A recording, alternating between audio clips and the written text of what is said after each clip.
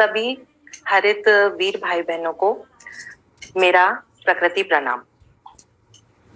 मैं प्रकृति और आध्यात्म के बारे में कुछ अपने विचार रखना चाहती हूँ और आपस में उनका किस तरह से रिश्ता है, क्या संबंध है, ये भी थोड़ा मैं बताना चाहूंगी जितना मुझे समझ है। यहाँ पे हम प्रकृति और आध्यात्म की जब बात करते हैं तो पहले प्रकृति को हमें समझना होगा। प्रभु जो हमारे क्रिएटर हैं, सबसे पहले उन्होंने प्रकृति बनाई और प्रकृति, धरती माँ और जितने जानवर हैं, जितने एनिमल्स हैं और पहाड़ हैं, झरने हैं, नदियां हैं, ये सभी प्रकृति हैं। तो पहले इनका निर्माण हुआ और प्रकृति के द्वारा हमारी उत्पत्ति हुई। प्रकृति इसीलिए माँ कहलाती है क्योंकि उन्होंने ही हमें ये जो हमारा है वजूद, जो हम है इस धरती पर, प्रकृति की वजह से ही है। और हमारी हर इच्छा, हमारी हर जरूरत भी सारी प्रकृति के द्वारा ही पूर्ण की जाती है। और आध्यात्म का क्या मतलब होता है? आध्यात्म का मतलब होता है कि हमें प्रभु से जुड़ना है, एकाकार होना है, तभी हम आध्यात्मिक इंसान कहलाएंगे। और प्रकृति से जुड़े बिना ये नहीं हो सकता है क्योंकि प्रकृति हमारी माँ है। तो जब हम माँ से ही नहीं जुड़ेंगे तो हम किस तरह से अपने आप से जुड़ेंगे?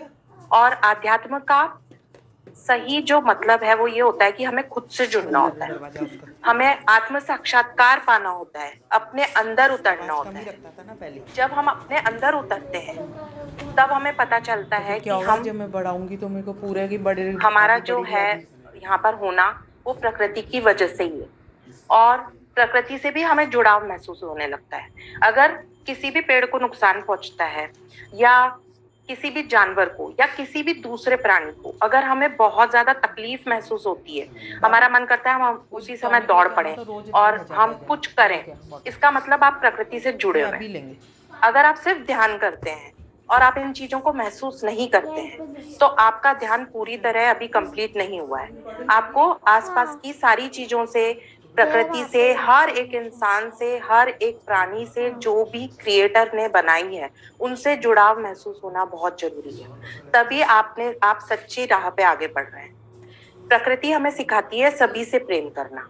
तो हमारे अंदर ये जब भावना आ जाती है कि हम सब एक हैं और सबकी आत्मा एक है, हम सब एंड में एक ही से उत्पत्ति हुई है हमारी, ये जब चीजें हमें समझ में आती है तो हम आध्यात्मिक राह पर भी अच्छे से आगे बढ़ने लगते हैं। और प्रकृति और आध्यात्म का यही एक रिश्ता है कि जब हम खुद को समझने लगते हैं तब हम प्रकृति को भी समझने लगते हैं और आध्यात्मिकता को भी समझने लगते हैं। अब जैसे म्यूजिक है, म्यूजिक के थ्रू हम आध्यात्मिक के राह पे आगे बढ़ते हैं, तो म्यूजिक भी प्रकृति की ही देन है।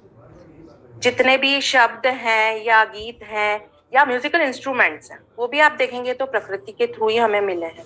तो आप ऐसा कभी नहीं ऐसा हो सकता कि हम दोनों चीजें अलग अलग देखें। एक्चुअली में जितनी भी चीजें इस दुनिया में सांस ले रही हैं वो सब एक है। पेड़ भी, पौधे, सब की सोल एक है।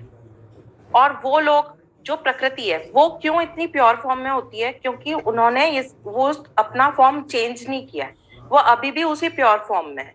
और इंसानों ने अपना प्योरिटी, हम लोग जो यहाँ बैठे हैं हम तो उस राह पे काफी आगे बढ़ने की कोशिश कर रहे हैं, लेकिन जो लोग नहीं करते हैं, जो इस चीज को नहीं समझ पा रहे हैं या भूल गए हैं, तो वो इस चीज को नहीं समझ पाते हैं कि हमारी सबकी एक ही सोल है।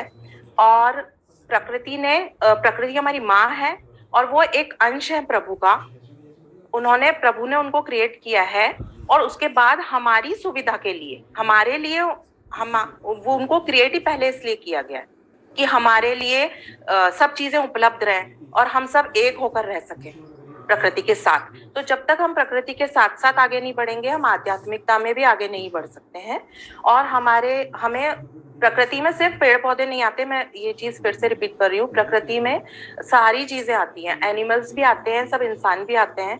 अगर किसी एक जानवर को तकलीफ होती है या किसी इंसान को भी तकलीफ होती है तो भी प्रकृति माँ को तकलीफ होती है। वही भावना हमें होनी चाहिए कि अगर किसी को भी तकलीफ हो रही है तो हमें भी उतनी तकलीफ महसूस होनी चाहिए।